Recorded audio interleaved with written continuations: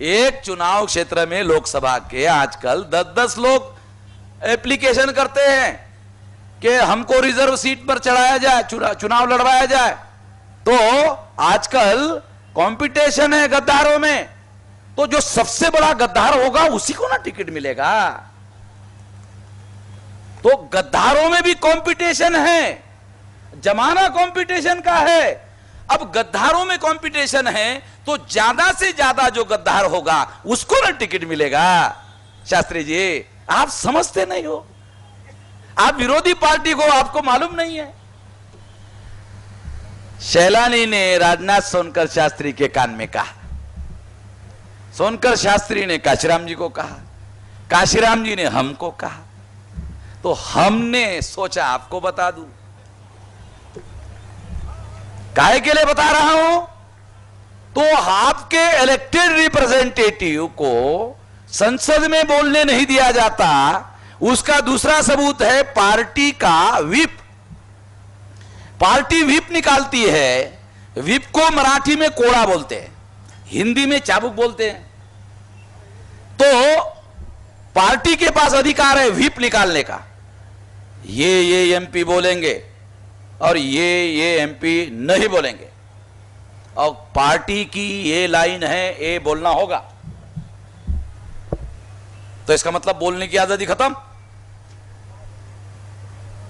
अगर बोलने की आजादी खत्म तो इसका मतलब आजादी खत्म। अगर आपके इलेक्टेड रिप्रेजेंटेटिव को बोलने नहीं दिया जाता तो इसका मतलब उनको संसद के अंदर, विधिमंडल के अंदर गुलाम बनाकर रखा गया है। अगर आपके इलेक्टेड रिप्रेजेंटेटिव को गुलाम बनाकर रखा गया है तो वो आर्टिकल है 330 और 332। बाबा साहब आंबेडकर संविधान लिखने के बाद, आजादी मिलने के बाद, 4 साल के बाद अगर वो कह रहे हैं तो बाबा साहब आंबेडकर ना समझी में नहीं कह रहे हैं कि उनको मालूम नहीं है परिस्थिति, उनका जानकारी नहीं है, इस वजह से वो ऐसा कह रहे हैं। ऐसा नहीं है। इलेक्टेड रिप्रेजेंटेटिव की ये दुर्दशा है। एक दुर्दशा का उदाहरण मैं बहुत बार बताते रहता हूं, शायद आप में से कुछ लोगों ने सुना नहीं होगा, वो भी बता देता हूं। एक बार जस्टिस अखोदिया जी जो जयपुर में थे, वो और चतुर्वेदी कांग्रेस के राज्यसभा के मेंबर, एक अनुसूचित जाति का एमएलए और जस्टिस अखोदिया और एक ड्राइवर, 4 लोग जा रहे थे जयपुर से जोधपुर। तो जाते जाते एक थोड़ा सा जंगल आया तो चतुर्वेदी जी ने गाड़ी को रोका। गाड़ी रुकने के बाद चतुर्वेदी जो ब्राह्मण थे उन्होंने दरवाजा खोला और खोलकर जो झाड़ी नुमा जगह थी, झाड़ी के पीछे टॉयलेट करने के लिए चले गए। जब टॉयलेट करने के लिए चले गए तो गाड़ी के अंदर 3 आदमी थे, एक ड्राइवर था, जस्टिस अखोदिया थे और एक एमएलए अनुसूचित जाति का था। तो आधा मिनट हो गया, 1 मिनट हो गया, 1.5 मिनट हो गया, 2 मिनट हो गया। तो एमएलए ने जज साहब को पूछा, जज साहब चतुर्वेदी जी टॉयलेट के लिए गए हैं मगर पानी लेकर नहीं गए। तो जज साहब ने एमएलए को कहा, नहीं गए होंगे, उसका ना पिछवाड़ा है, वो धोना चाहता है, नहीं धोना चाहता है, उसका ना मर्जी है। काहे के लिए आप चिंता कर रहे हो? ये कोई विधानसभा का विषय तो है नहीं है जो आप एमएलए होकर उसकी चर्चा करना चाहते हो। समझ में आ रहा है मैं बताना? ये विधानसभा का सब्जेक्ट तो है नहीं। नहीं, हमको अच्छा नहीं लग रहा है। तो आपको अच्छा नहीं लग रहा है तो हमको क्यों पूछ रहे हो? हमको भी शामिल करना चाहते हो इसमें? अगर आपको कुछ करना है तो हमको क्यों पूछ रहे हो? क्या करना चाहते हो? तो कहा कि पानी की बोतल है, हम बोतल ले जाना चाहते हैं। तो हमको क्यों पूछ रहे हो? ले जाना चाहते हो तो ले जाओ, हमको मत पूछो। तुमको ले जाना है लो, ना ले जाना ना मत लो।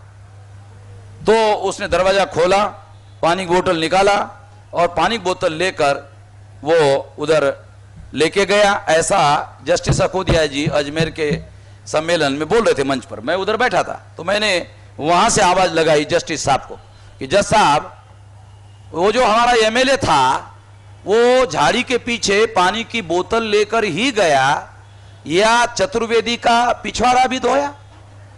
है? तो जज साहब ने कहा चूंकि वो झाड़ी के पीछे थे मैं देख नहीं पाया, हो सकता है ऐसा हो गया।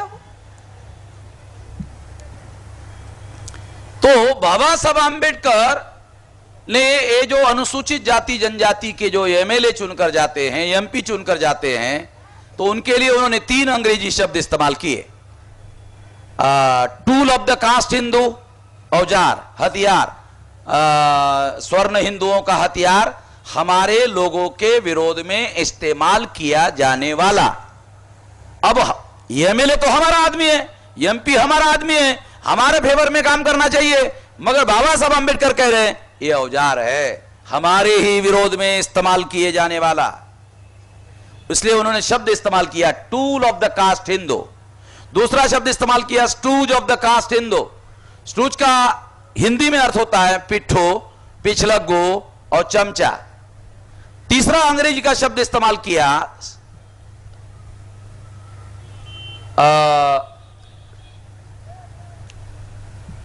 तीसरा शब्द अंग्रेजी का है agent of the caste Hindu.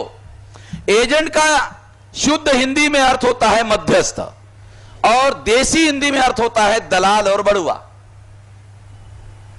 मैं दोनों इसलिए बताते रहता हूं कि जो आपके लिए सूटेबल हो जाएगा वो आप स्वीकार कर लेना। तो ये शब्द बाबा साहब आंबेडकर ने किताब में लिखे हुए। किताब का नाम है what Gandhi and Congress have done to untouchable, Gandhi ji and emancipation of untouchable states and minority. किताब के अंदर लिखा हुआ है। कुछ लोग, अक्लमंद लोग आपके विद्यार्थियों में बैठे हो सकते हैं, बोलेंगे तो असंसदीय भाषा है। हमारे जो पढ़े लिखे विद्यार्थी है तो वो ऐसा सोचते होंगे कि ये तो असंसदीय शब्द है। तो हमारे विद्यार्थियों को सांसदीय और असंसदीय शब्द समझ में आते हैं, बाबा साहब को समझ में नहीं आते थे। बाबा साहब ने इस्तेमाल किया ना ये शब्द। आप लोगों को सांसदीय और सांसदीय शब्द समझ में आते हैं, मगर बाबा साहब को नहीं आते थे, इसलिए उन्होंने यूज किया। शायद ऐसा आप लोग सोचते होंगे, इसलिए आप लोगों को थोड़ा बता रहा हूं। एक बार लखनऊ में पुलिस महासंचालक रिटायर हो गया, उसका नाम बताना ठीक नहीं रहेगा। उसने यही कहा था मुझे कार्यक्रम समाप्त होने के बाद में, मेश्राम जी क्या ये शब्द असंसदीय नहीं है? तो मैंने उसको तपाक से जवाब दिया कि क्या बाबा साहब आंबेडकर को सांसदीय असंसदीय समझ में नहीं आता था? और आपको समझ में आता है, हैं? आपको पढ़ाने लिखाने की लड़ाई बाबा साहब आंबेडकर ने लड़ी। पढ़ने लिखने का अधिकार आपको बाबा साहब आंबेडकर की वजह से मिला।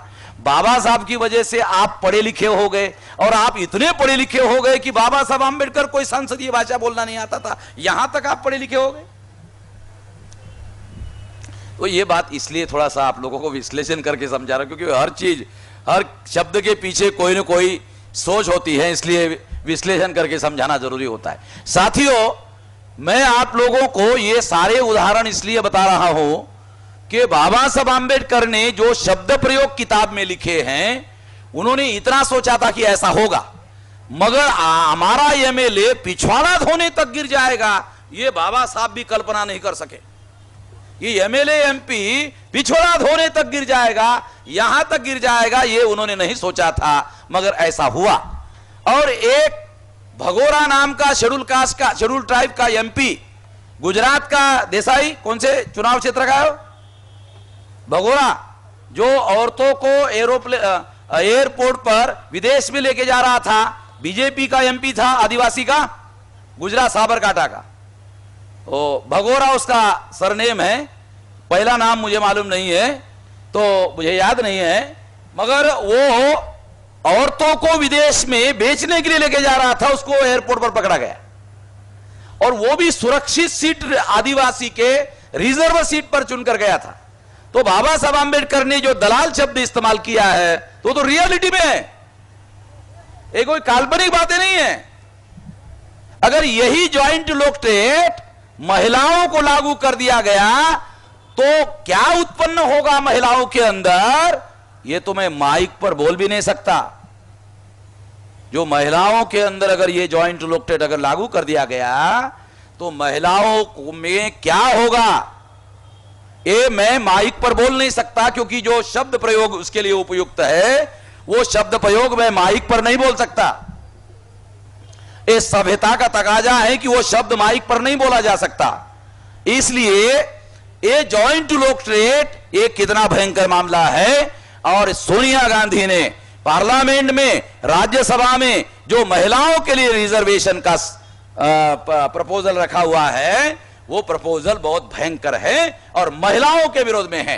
ये बात हम लोगों को ठीक से समझना होगा। साथियों, मैं ये बातें इसलिए आप लोगों को बता रहा हूं कि आपके इलेक्टेड रिप्रेजेंटेटिव को गुलाम नहीं, गुलामी से भी बदतर गिरा दिया गया है। ये बाबा साहब आंबेडकर आशंका करते थे, उससे भी भयंकर हो गया है। ऐसे स्थिति में बाबा साहब आंबेडकर विद्यार्थियों को कहते हैं संगठित होना चाहिए।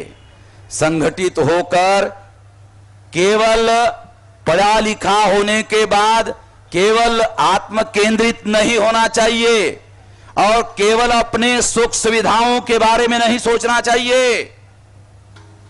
अपने लोगों के आजादी के लिए सोचना चाहिए और उसके लिए जीवन भर लड़ाई लड़ने के बारे में सोचना चाहिए। जब आप अपने लोगों के आजादी के लिए लड़ाई करोगे, उस लड़ाई में आपका सुख है। ये सारे बैकग्राउंड में है, तब आपको समझ में आएगा। अन्यथा ये जो सेंटेंस है ये सामान्य लगता है। अगर इस बैकग्राउंड में इस बात को समझा जाए तो ये बहुत भयंकर बात है। इसलिए साथियों, इस बैकग्राउंड के साथ में जो आप पढ़ लिख रहे हो, जो पढ़े लिखे लोग हैं, उसके बारे में बाबा साहब आंबेडकर की राय अच्छी नहीं थी। बैकवर्ड क्लास कमीशन को जो उन्होंने कहा, इससे प्रमाणित होता है। फिर विद्यार्थियों के सामने उन्होंने जो भाषण दिया, उसमें विद्यार्थियों को आत्म केंद्रित होने के लिए रोका। फिर फॉरेन में उन्होंने जिन स्टूडेंट को विदेश में भेजा था, उनसे जो उम्मीद उन्होंने की थी, तो जब बाबा साहब आंबेडकर कभी कभी फिर इंग्लैंड जाते थे तो उनके पास उनके एड्रेस होते थे, टेलीफोन होते थे, तो वो उनको बुलाते थे तो लोग आते नहीं थे।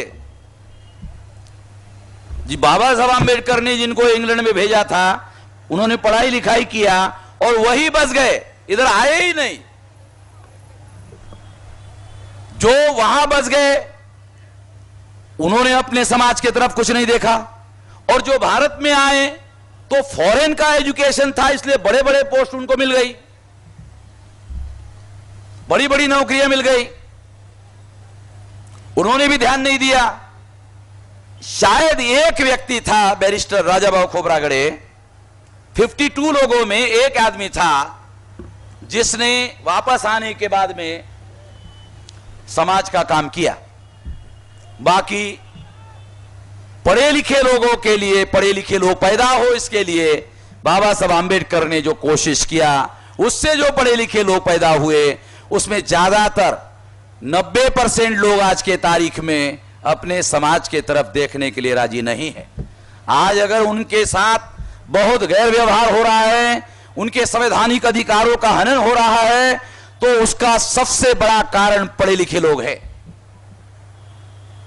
एजुकेटेड लोग हैं।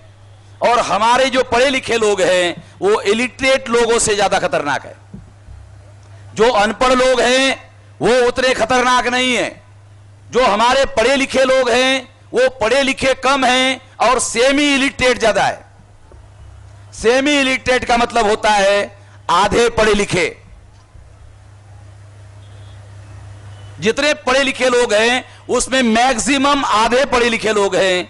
तो आधे पढ़े लिखे जो लोग होते हैं वो लोग ज्यादा खतरनाक होते हैं, क्योंकि उनके दिमाग में जो भूसा ब्राह्मणों ने एजुकेशन के द्वारा भर दिया है उसी को सही मानते हैं और उसी को सही मानकर वो अपने जीवन में काम करते रहते हैं। वो ज्यादा खतरनाक लोग हैं, उससे तो बेहतर अनपढ़ लोग हैं। हम ये नहीं कह सकते कि अनपढ़ लोगों ने बाबा साहब आंबेडकर को धोखा दिया। बाबा साहब आंबेडकर कहते हैं कि पढ़े लिखे लोगों ने मुझे धोखा दिया। बाबा साहब आंबेडकर ने यह नहीं कहा कि अनपढ़ लोगों ने मुझे धोखा दिया। मैं ये बात इसलिए आप लोगों को बता रहा हूं कि आजाद भारत में जो भयंकर स्थिति है उसमें प्रथम श्रेणी का जो बुद्धिजीवी है वो सरकार का नौकर है। द्वितीय श्रेणी का जो बुद्धिजीवी है सरकार का नौकर है। और क्लास 3 और क्लास 4 के जो लोग हैं, जिनकी बुद्धि क्लास 3 के लायक है, जिनकी बुद्धि क्लास 4 के लायक है, वो लोग आंदोलन चलाने के लिए नेता बने हुए हैं। हमारे बाबा साहब आंबेडकर के आंदोलन के जो संगठन हैं, उनके नेता, ज्यादातर उनके नेता क्लास 3 और क्लास 4 के लोग हैं। अब आप बताओ, बाबा साहब जैसा पंडित, महापंडित आदमी जिन्होंने आंदोलन चलाया, उसके आंदोलन का नेतृत्व वर्तमान में क्लास 3 और क्लास 4 के लोगों के नियंत्रण में होगा, तो उसका सत्यानाश करने के लिए ब्राह्मणों की जरूरत है? ब्राह्मणों की कोई जरूरत नहीं है। अरे हम खुद ही सत्यानाश करने के लिए इतने पक्के हैं कि हम खुद ही ऐसे फैसले लेते हैं कि हमारे फैसले से ही हमारे समाज का और हमारे आंदोलन का सत्यानाश हो जाता है, और हो रहा है। मैं ऐसे नेताओं का नाम लेकर अपनी जबान को गंदा नहीं करना चाहता, और खामखा उनका नाम लेने से बड़ा हो जाए।